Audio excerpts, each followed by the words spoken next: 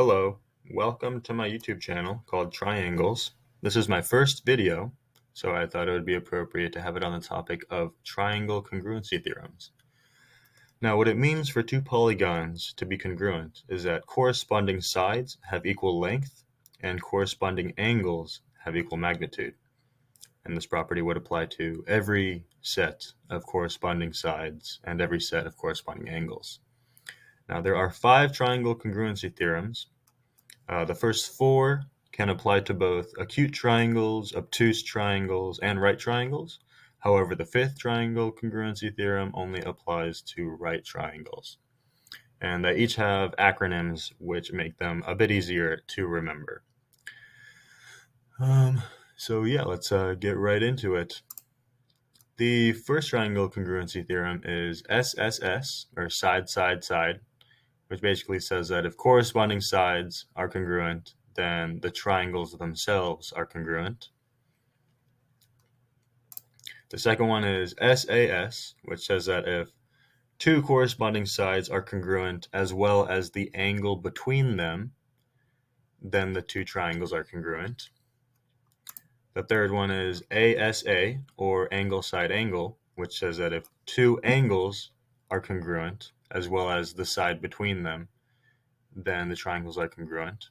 And this picture can be misleading because it looks like angle C is also congruent to angle B, which means that angle C, B, Q, and R are all congruent to each other, but that's not necessary. It only requires that corresponding angles, in this case it would be angle B and angle Q, would be congruent to each other, and then separately angle C and angle R would be congruent to each other.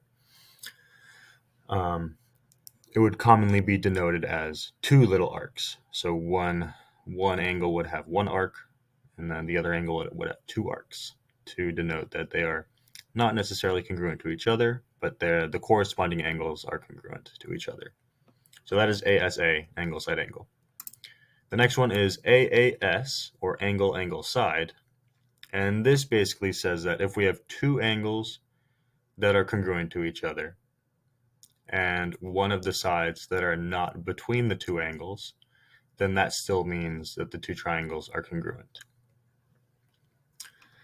Now, the converse of this triangle congruency theorem, SSA, does not hold for all triangles. However, we'll see a variation of that will hold for right triangles when the right angle is involved. But nonetheless, AAS, angle angle side, is a valid triangle congruency theorem.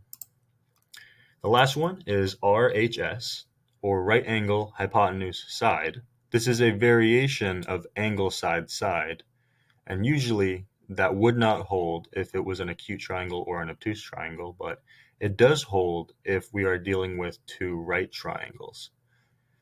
So we know that any two right angles are congruent to each other, and if we also have that one of the legs are congruent to one of the other legs on the other triangle, and the corresponding hypotenuses or hypoteni are congruent to each other, then that would mean that these two right triangles are congruent. And that is all of the triangle congruency theorems. I hope you enjoyed. I would like to thank byjus.com for the images. They were very helpful, and I hope you have a lovely day. Thank you for watching.